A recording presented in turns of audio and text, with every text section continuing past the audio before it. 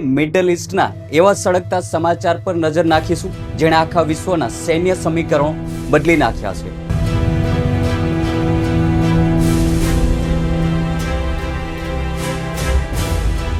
વૈશ્વિક મોરચે એક બહુ મોટી લશ્કરી હલચલ સામે આવી છે જે આગામી દિવસમાં ભયાનક યુદ્ધનું સ્વરૂપ લઈ શકે છે. ઈરાનના સૌથી શક્તિશાળી સૈન્ય સંગઠન એટલે કે IRGCએ ઇઝરાયલને અત્યાર સુધીની સૌથી ગંભીર લેખિત ચેતવણી આપી દીધી છે.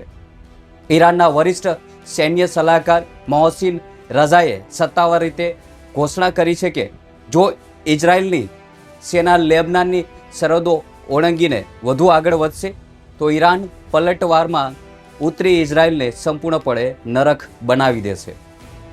ઈરાન તરફથી આવેલું આ નિવેદન બતાવે છે કે ત્યાં બંને દેશો વચ્ચેની લડાઈ હવે બહુ જ ખતરનાક વળાંક પર આવી ગઈ છે.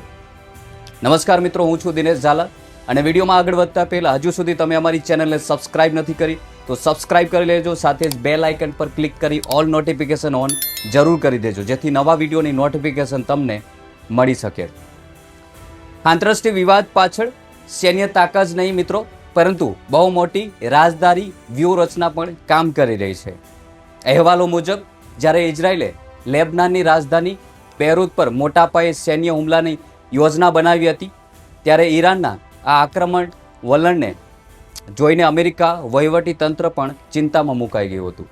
ખુદ અમેરિકાના ટોચના નેતૃત્વએ ઇઝરાયલના વડાપ્રધાન સાથે ટેલિફોન પર બહુ લાંબી અને તીખી ચર્ચા કરી હતી. અમેરિકા કોઈ પણ કિંમતે આ સંઘર્ષમાંથી બહાર નીકળવા માંગે છે અને રસ્તો શોધી રહ્યું છે અને તેઓ નથી ઈચ્છતા કે યુદ્ધનો વ્યાપ આટલો વધી જાય.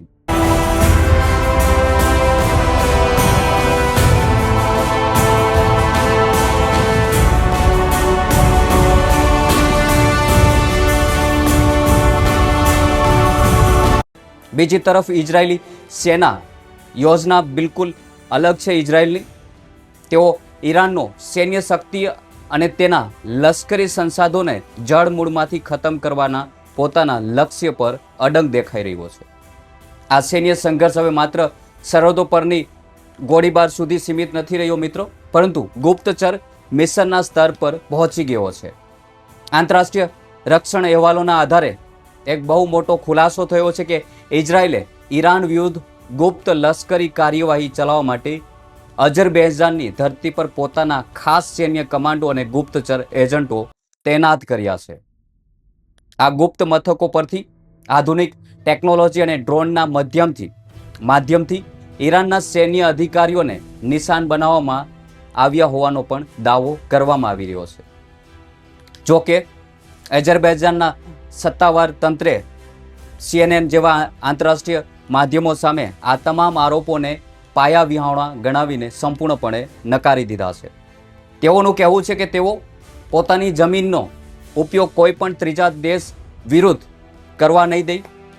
ઈરાન સામેની આ લડાઈમાં ઇઝરાયલે માત્ર અઝરબૈજાન જ નહીં પરંતુ પૂર્વ મધ્યના અન્ય દેશોમાં પણ પોતાના ગુપ્ત લશ્કરી અડ્ડાઓ બનાવ્યા હોવાના સનસટીભર્યા ખુલાસાઓ CNSના અહેવાલોમાં કરવામાં આવ્યા છે. આ અહેવાલો અનુસાર સંયુક્ત અરબ અમીરાત એટલે કે UAE, સોમાલેન્ડ્સ અને ઈરાકના રણ વિસ્તારમાં ઇઝરાયલના આવા ગુપ્ત મથકો સક્રિય છે. શરૂઆતમાં આ સૈન્ય ટુકડીઓને કટોકટીના સમયે બચાવ કામગીરી માટે તૈયાર કરવામાં આવી હતી, પરંતુ ધીમે ધીમે તેનો વ્યાપ વધારીને તેને ઈરાન વિરુદ્ધ જાસૂસી કરવા અને સૈન્ય માહિતી એકઠી કરવામાં મુખ્ય કેન્દ્રો બનાવી દેવામાં આવ્યા. સોમાલીલેન્ડમાં આવેલા મથકોનો ઉપયોગ ઇઝરાયલના લડાકુ વિમાનો લાંબા અંતરના હુમલા દરમિયાન ઈંધણ ભરવા માટે અને રોકાણ કરવા માટે કરવામાં આવતો હોવાનો દાવો પણ વિદેશી માધ્યમો દ્વારા કરવામાં આવ્યો છે, એટલે કે આંતરરાષ્ટ્રીય મીડિયામાં કરવામાં આવ્યો છે. આંતરરાષ્ટ્રીય સ્તરે આ ગુપ્ત યુદ્ધની ચર્ચા એટલા માટે થઈ ગઈ છે કારણ કે ખાડી દેશોના સંગઠન એટલે કે GCCએ કુવૈત અને બહેરીન પર થયેલા હુમલાની આકરી આલોચના કરી છે.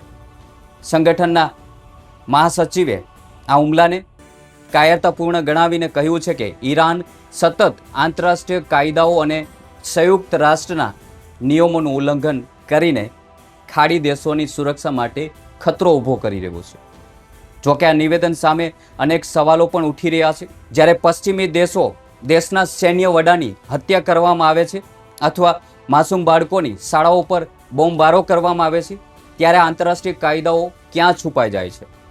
જ્યારે અમેરિકાને પોતાનો સૈન્ય મથકો માટે જમીન અને આકાશનો ઉપયોગ કરી દેવામાં આવે છે અથવા કરવા દેવામાં આવે છે, ત્યારે શું તે કાયદાનું ઉલ્લંઘન નથી? તેવા પણ સવાલો આંતરરાષ્ટ્રીય ઉઠી રહ્યા છે. આખા યુદ્ધ અને સૈન્ય ઘર્ષણની વચ્ચે વૈશ્વિક સંગઠનોના પક્ષપાતી વલણ પર પણ હવે ગંભીર સવાલો ઉઠી રહ્યા છે. જ્યારે પશ્ચિમી દેશો દ્વારા કોઈ પણ સાર્વભૌમ દેશના સૈન્ય વડાની હત્યા કરવામાં આવે છે અથવા માસૂમ બાળકોની શાળાઓ પર બોમ્બમારો કરવામાં આવે છે, ત્યારે આંતરરાષ્ટ્રીય કાયદાઓ ક્યાં છુપાઈ જાય છે? તેવા પણ સવાલો સતત ઉઠી રહ્યા છે. ગાંજા અને લેબનાનમાં જે રીતે સામાન્ય નાગરિકોને નિશાન બનાવવામાં આવ્યા, તે સમયે આંતરરાષ્ટ્રીય ધોરણે યાદ કેમ ન આવ્યા, તે પણ આ સવાલો ઉઠી રહ્યા છે. જ્યારે કેટલાક ખાસ મુસ્તિદીઓ અમેરિકાને પોતાના સૈન્ય મથકો માટે જમીની અને આકાશનો મુક્તપણે ઉપયોગ કરવા દે છે, ત્યારે શું તે આંતરરાષ્ટ્રીય નિયમોનું ઉલ્લંઘન નથી? તે પણ ઈરાની મીડિયા અને અન્ય આંતરરાષ્ટ્રીય મીડિયામાં પણ સવાલો ગુંજી રહ્યા છે. દેખાતી રીતે અત્યારે આખા વિશ્વમાં જેને સત્તાવાર કાયદો કહેવામાં આવે છે, તે શક્તિશાળી દેશો પોતાના સગવડ મુજબ વાપરી રહ્યા છે. આખા મુદ્દા પર તમારું શું કહેવું છે મિત્રો? કમેન્ટ બોક્સમાં તમારો અભિપ્રાય અમને જરૂર જણાવજો. દેશ અને દુનિયાના તથ્યો આધારિત વિશ્લેષણ માટે અમારી ચેનલને હજુ સુધી તમે સબસ્ક્રાઇબ નથી કરી તો સબસ્ક્રાઇબ કરી લેજો અને બેલ આઇકન પર દબાવવાનું ભૂલશો નહીં, જેથી નવા એપિસોડની નોટિફિકેશન તમને મળતી રહે. અમારો આ ખાસ અહેવાલ જોવા બદલ આપ સૌનો ખૂબ ખૂબ આભાર. ફરી મળીશું નવા રિપોર્ટ સાથે. જય હિન્દ.